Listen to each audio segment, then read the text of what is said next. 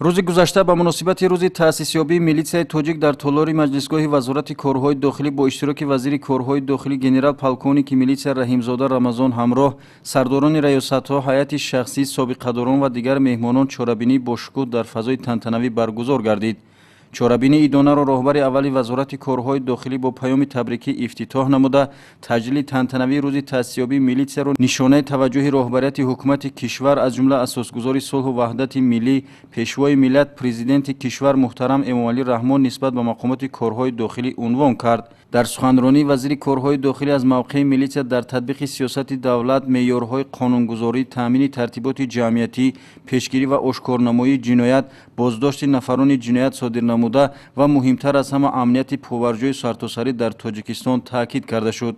қайд гардид ки мардум дар симои милитсия симои давлатро мебинанд ва имрӯзҳо кормандони мақомот ба фаъолияти оперативии хизматии намунавӣ бовариву эътиқоди аҳолиро нисбат ба niҳодҳои давлатӣ бештар намуда дар иҷрои рисолати касбӣ нақши назаррас дорад. дар рафти чорабинӣ аз тарафи роҳбарияти вазорати корҳои дохилӣ барои фаъолияти пурсамар ва саҳми арзанда дар таъмини тартиботи ҳуқуқӣ, мубориза бо ҷинояткорӣ ва пешгирии ҳуқуқвайронкунӣ як қатор собиқадорони мақомот, кормандони милитсия ва ҷавонони фаъол бо нишонҳои сарисинагӣ, ифтихорнома, сипоснома, рутбаҳои навбатӣ ва дигар тӯҳфаҳои хотиравӣ сарфароз гардиданд.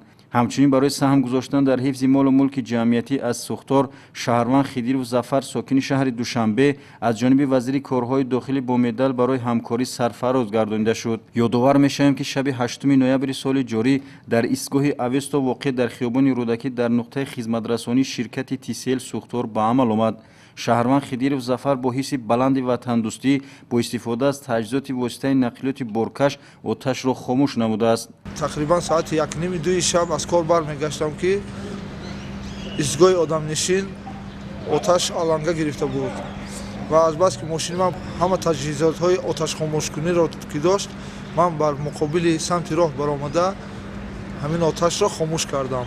қобили қайд аст ки дар муносибатҳои ҷамъиятӣ аз аввали пайдоиш милитсия барои шаҳрвандон мақомоти додрас буд, ҳаст ва мемонад. барои ҳар як корманди мақомот муҳофизи халқу ватан будан мояи ифтихору сарбаландӣ аст.